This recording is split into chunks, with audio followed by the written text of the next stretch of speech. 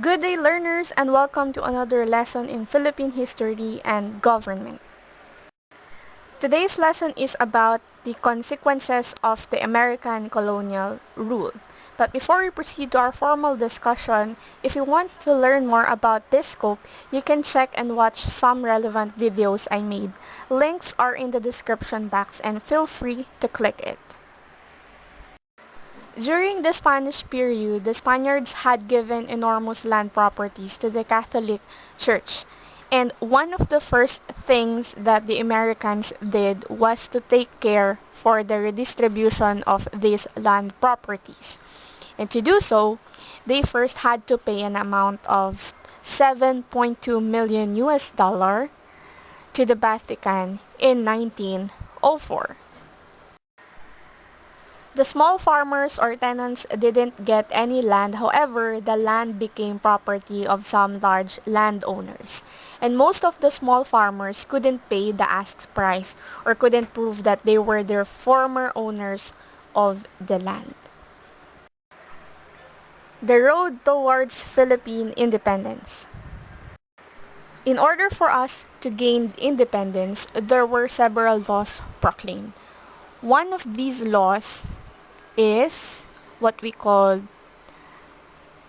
the Jones Law. This law was approved by President Woodrow Wilson after it was proposed by William Atkinson Jones, an American congressman. The law stated the right of the Filipinos to attain freedom in the near future. In addition to that, the Jones Law created the first fully elected Philippine legislature, and the law was enacted by the 64th United States Congress on August 29, 1916, and contained the first formal and official declaration of the United States federal government's commitment to grant independence to the Philippines. In 1916, the Philippine Autonomy Act, widely known as the Jones Law, was passed by the U.S. Congress. Another law proclaimed was the Tydings-McDuffie Act. This law was proposed by Millard Tydings and Congressman John McDuffie of the United States. It stated the 10-year preparation for the Philippine independence through a Commonwealth Government. In addition, the Tydings-McDuffie Act, officially the Philippine Independence Act, is a United States federal law that established the process for the Philippines, then an American colony, to become an independent country after a 10-year transition period. The law, which served as the new Organic Act or Constitution for the Philippines, stated in its preamble that the ultimate independence of the Philippines would be American policy, subject to the establishment of a stable government. The law placed executive power in the Governor-General of the Philippines, appointed by the President of the United States, but established a bicameral Philippine legislature to replace the elected Philippine Assembly. That is the lower house and the upper house. Lower house for the appointed Philippine Commission and the upper house for the previously in place.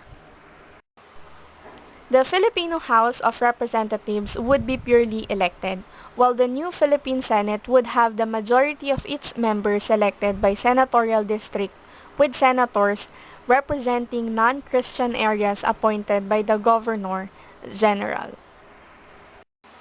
In 1934, the United States Congress, having originally passed the Hair Horse Cutting Act as a Philippine Independence Act over President Hoover's refusal, only to have the law rejected by the Philippine legislature, and finally passed a new Philippine Independence Act, popularly known as the Tydings-McDuffie Act. The law provided for the granting of the Philippine independence by 1946. Now let us talk about the Commonwealth Government. Let us go back again about the Hair Horse Cutting Act, which was passed by Congress in 1932, provided for complete independence of the islands in 1945, after 10 years of self-government under U.S. supervision.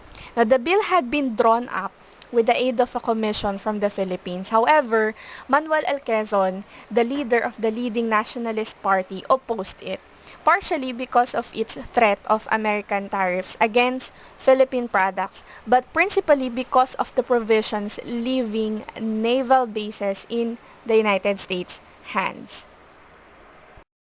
On May 14, 1935, an election to fill the newly created office of President of the Commonwealth of the Philippines was won by Manuel L. Quezon under Nacionalista Party, and a Filipino government was formed on the basis of principles apparently similar to the U.S.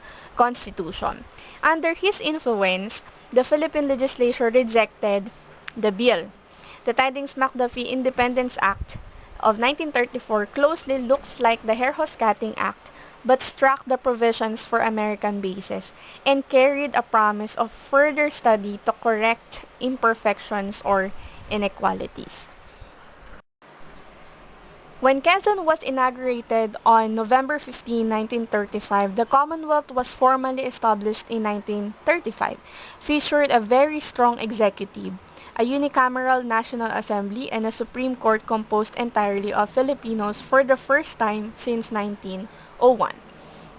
The new government embarked on an ambitious agenda of establishing the basis for national defense, greater control over the economy, reforms in education, improvement of transport, the colonization of the island of Mindanao, and the promotion of local capital and industrialization.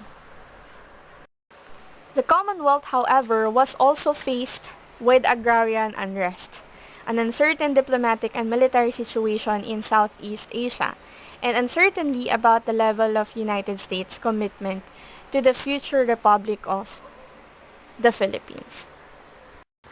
Let me end this video by asking you this question. How did the Philippines surpass that crisis? Share your thoughts by putting your comments below. You may share as well your learnings and realization. Thanks for watching. See you in my next one. Please like, leave a comment, subscribe, and hit the bell button for more lessons to learn. Bye!